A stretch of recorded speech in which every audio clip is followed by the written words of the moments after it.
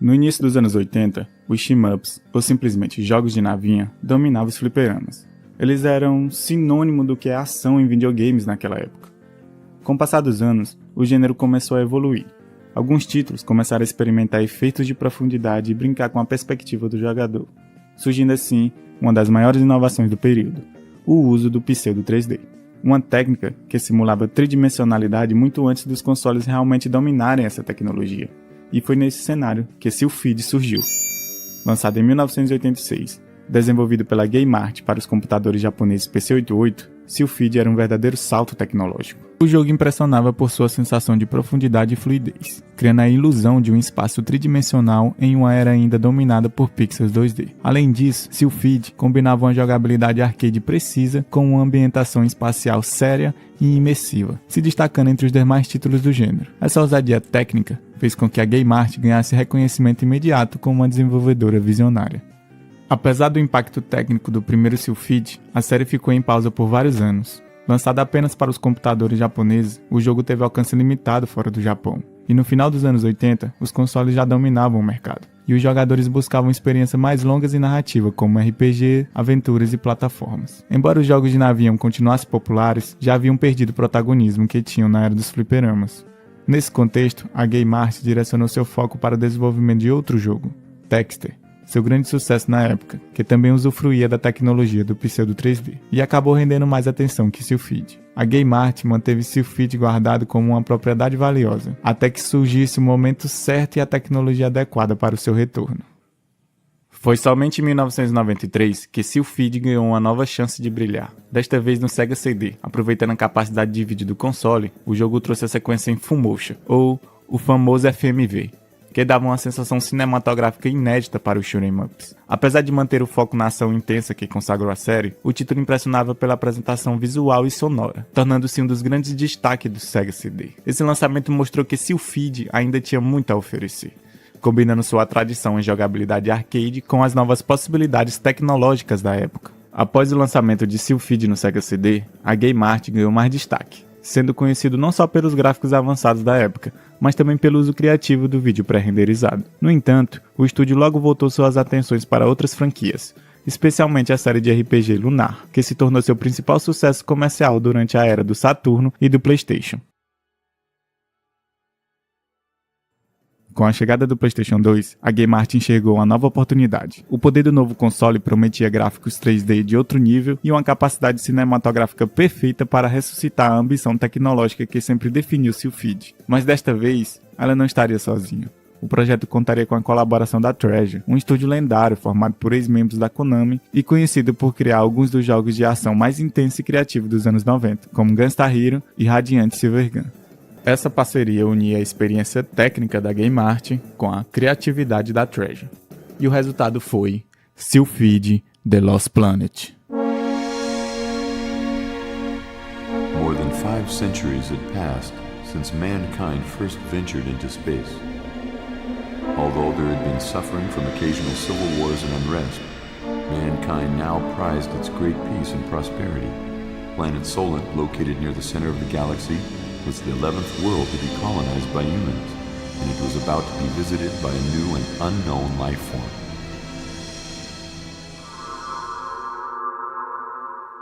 White Pigeon 03, this is Control House. Do you read me, over? Control, this is White Pigeon 03. Salt charter is clear. Meridian sensitivity is back to 555. ETA 0400. Over. Report target's condition. Over. Target? What target? That's just rocks, not enemy. White Pigeon 03. Report target's condition, okay? We are in the military after all. Okay. Huh? Live readings? Holy shit!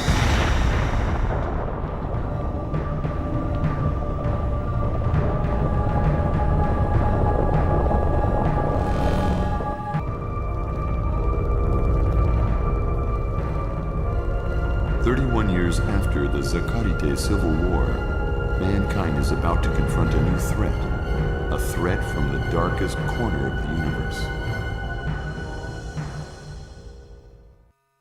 Seguindo o estilo clássico dos arcades, Sylphid não tem um sistema de save and load para continuar de onde você parou. Aqui é tudo em uma tacada só, você começa e vai jogando até onde conseguir.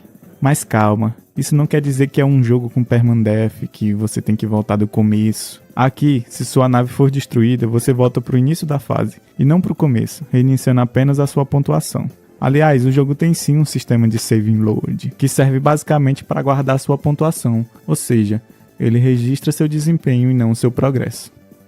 Antes de iniciar cada fase, o jogador pode configurar o armamento da nave, escolhendo duas armas principais, uma para o lado esquerdo e outra para o lado direito da Sylphid. Cada uma dessas posições pode receber um tipo diferente de armamento, permitindo combinações variadas entre os dois lados. É possível, por exemplo, equipar um laser concentrado de um lado e um disparo espalhado do outro, ou simplesmente usar o mesmo tipo de arma nos dois lados, para criar um tiro duplo mais potente.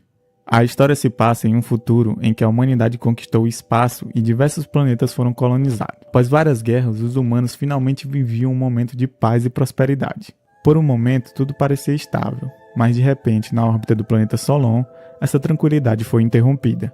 Uma misteriosa forma de vida alienígena atacou contra a base espacial, enfraquecendo seu sistema de defesa. Em poucos minutos, o que parecia um contato isolado se transformou em um ataque total. Com a situação crítica, a Federação envia o Esquadrão Sylphid, um grupo de elite que patrulhava nas redondezas do planeta. O jogador pilotando um desses caças Sylphid é lançado diretamente no campo de batalha, sendo aí que a primeira fase se inicia. Durante a missão, o jogador precisa proteger o que restou da base orbital e abater múltiplas ondas de inimigos biotecnológicos. Essas criaturas, metade máquina, metade organismo, se movem de maneira irregular e imprevisível, atacando em grupos e até fundindo-se a estruturas metálicas. No meio da fase, você sobrevoa os painéis solares e corredores destruídos da estação. Com destroços pegando fogo e alarmes ecoando, a sensação é de desespero. Solon está sendo perdida diante dos nossos olhos.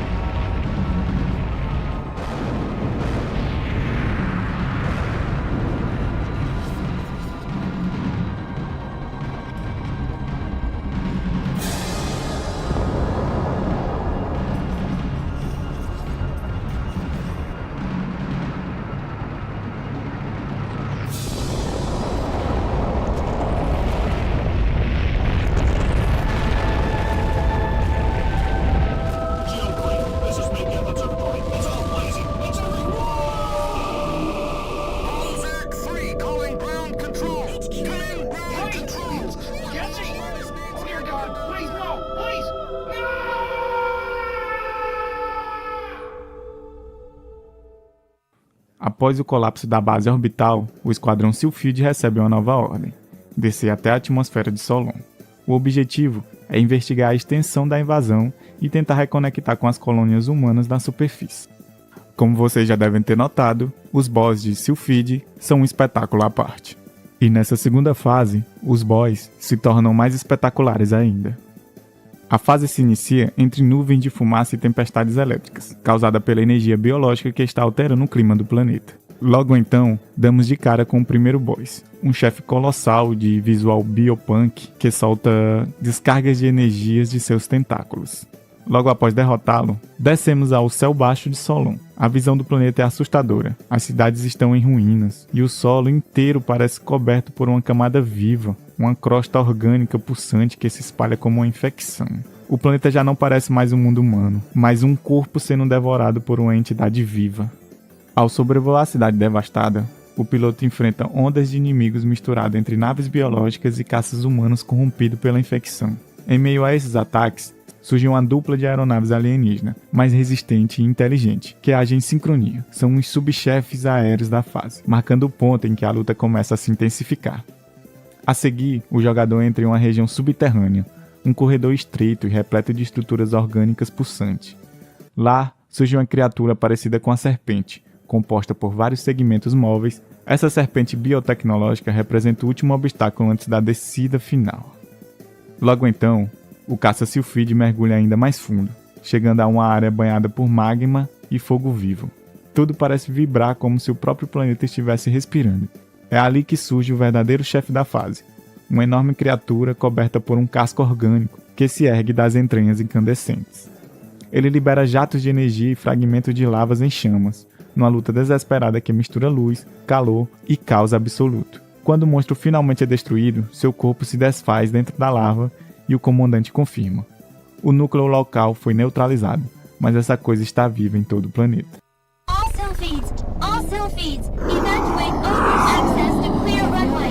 Evacuate from overt access We've just and clear lost the runway radio contact with immediately. 108 Squadron. AY2016, AZ5233, distance 2008. It's G. Craig. Interstellar cruise missile, 12 o'clock, coming out of warp, now!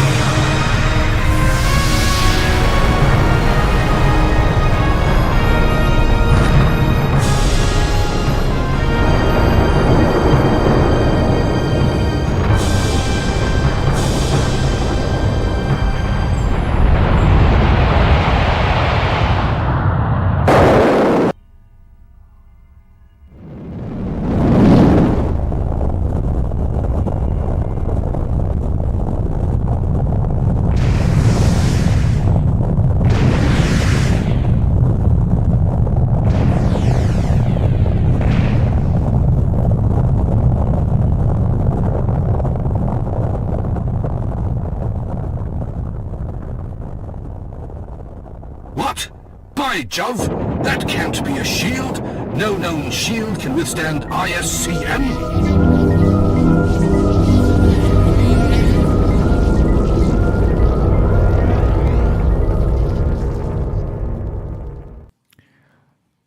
Após o término da segunda fase, a Federação Galáctica entra em pânico com o avanço misterioso da forma de vida alienígena.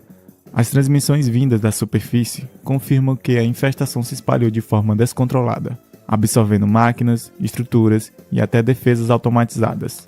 Diante da ameaça de contaminação dimensional, o alto comando da Federação tomou uma decisão extrema: aniquilar completamente o planeta Solon.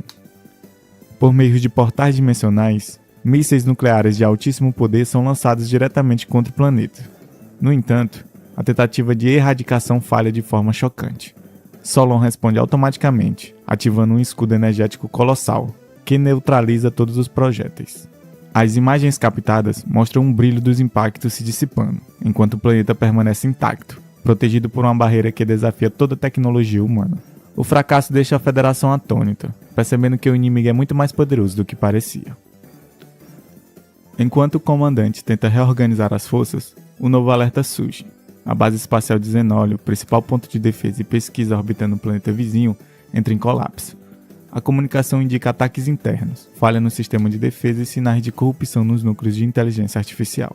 Suspeita-se que os mesmos organismos que tomaram Solon estejam se espalhando pelos canais dimensionais usados pelos portais da Federação. Com a ameaça se aproximando, o esquadrão Sylphide, que havia acabado de retornar da superfície de Solon, é reagrupado. A ordem é clara: conter a invasão e reativar o controle da estação antes que ela caia completamente sob domínio alienígena. A terceira fase começa com a Sylphide se aproximando da base orbital. Visualmente, o cenário muda completamente. Em vez de voar um céu planetário, o jogador agora está em órbita, cercado por destroços flutuantes, fragmentos metálicos e explosões de energia elétrica que cortam o espaço ao redor da estação. O sistema automático da base, corrompido pelos alienígenas, identifica naves Sylphides como inimigas. Os combates se intensificam. Robôs de manutenção transformados em armas, satélites automatizados controlados pelos inimigos e enxame de drones pequenos tenta bloquear o avanço. O jogador precisa reagir rápido e utilizar o sistema duplo de armas da Sylphide com eficiência. Ao final da fase, o jogador adentra a zona central de Zenólio, um enorme compartimento circular que serve como núcleo de controle gravitacional. Lá surge o boss da terceira fase, uma entidade colossal meio máquina, meio organismo alienígena. Após a intensa batalha, o Sylphide consegue neutralizar o núcleo, mas as leituras do radar indicam algo ainda pior. A infecção se espalhou além de Zenólio, e os portais dimensionais da Federação estão começando a reagir de maneira instável. Em Sylphide, o sistema de armas e defesa da nave é simples. Novas armas são liberadas automaticamente ao concluir cada fase, sem depender do desempenho do jogador. Assim, quanto mais o jogador avança, mais opções de armamento ficam disponíveis, variando entre tiros frontais, lasers concentrados e bombas de fragmentação.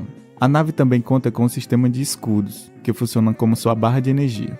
São 10 escudos no total, e cada golpe recebido consome um deles. Quando se esgotam, a nave é destruída. Esse sistema mantém um ritmo de jogo tenso e direto, típico dos clássicos de tiro espacial. Durante as fases, aparecem naves de suportes que auxiliam o jogador em momentos críticos. Essas naves voam ao lado da Sylphide por alguns segundos e permitem reabastecer até 5 escudos perdidos, além de oferecer a chance de trocar as armas equipadas. Aproveitar bem esse momento é essencial para sobreviver às fases mais intensas, pois depois que a nave de suporte vai embora, não há outra chance de reabastecimento. Esse conjunto de sistema cria um equilíbrio perfeito entre ação, estratégia e sobrevivência. All vessels retreat. I repeat, all vessels retreat. Don't forget to pick up the Sylphines.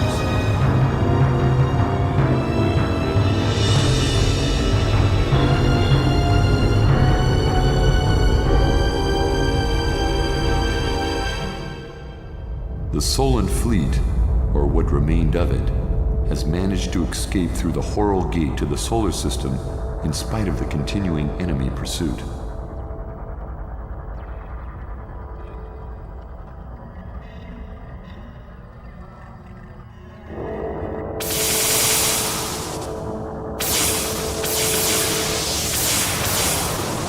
It was not long after the escape that the Horal Gate was completely disabled in order to avoid any further enemy attack.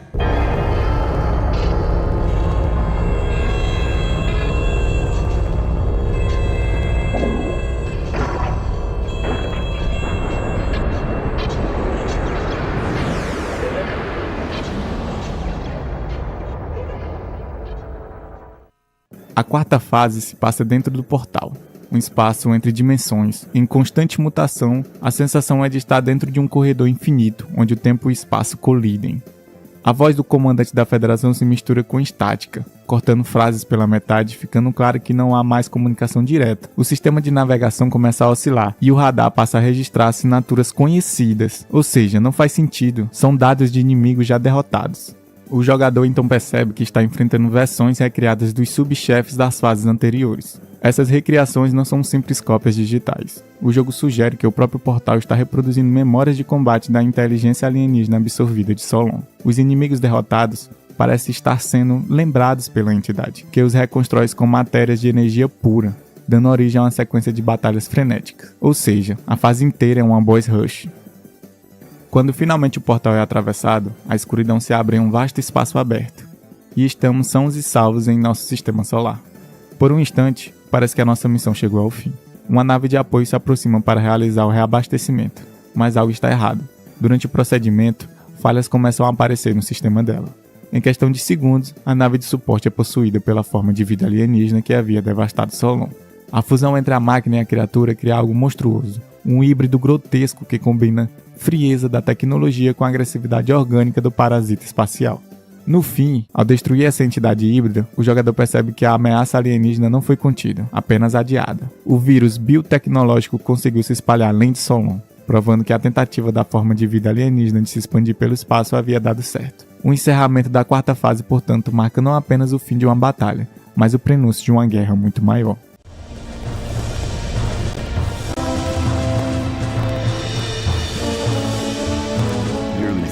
Since the fall of Solon, FSF shut down the SSG for an indefinite time. CSL is totally occupied with analyzing the information brought back by the Solon survivors. 2 weeks ago, we lost all contact with Rezon. The federal government collapsed, and the assembly elected a retired general as the new president. The new administration swore to annihilate QB and regain all lost colonies, issuing for the first time in Federation history an interplanetary state of emergency. The space fleet has since been gathering on L4 and 5, more than 4,000 IPVs and 3,000 SAPs, including the Sylphines equipped with the newest anti-BWs. The most enormous firepower in human history is now in orbit. I'm reading massive G-quake, sector 3006. Multiple quakes. It's beyond sensor limits. Something's coming out of warp!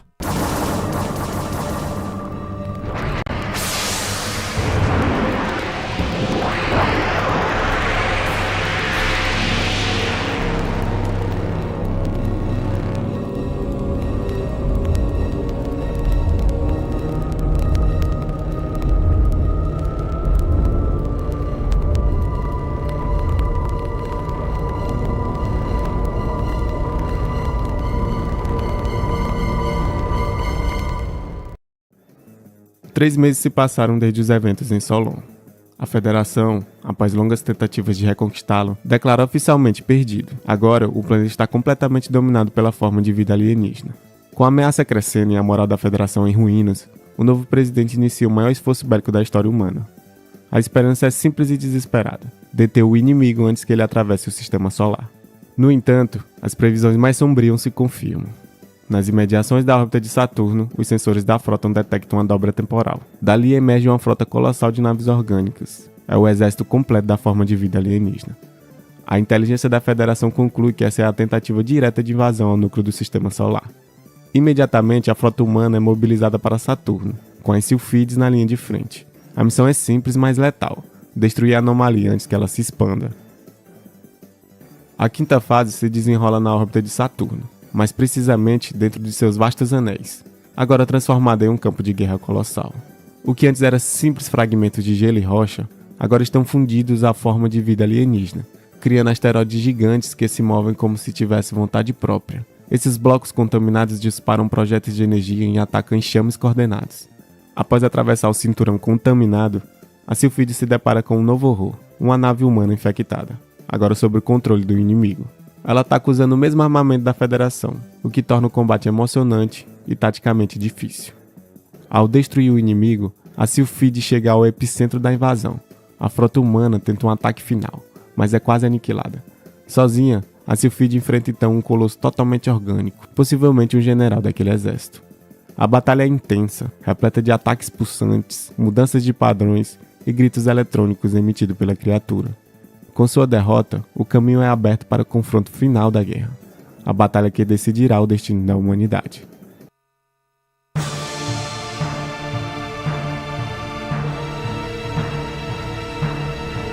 People, we will make our next attack the final battle of the war.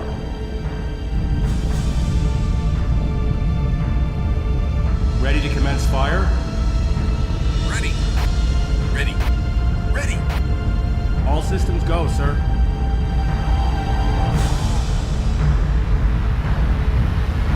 Fire!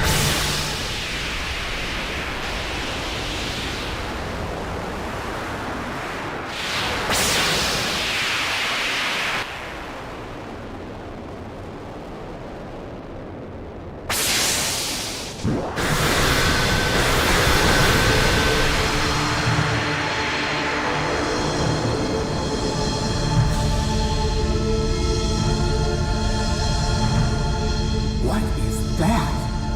Can't be. My galaxy, it is Sonar.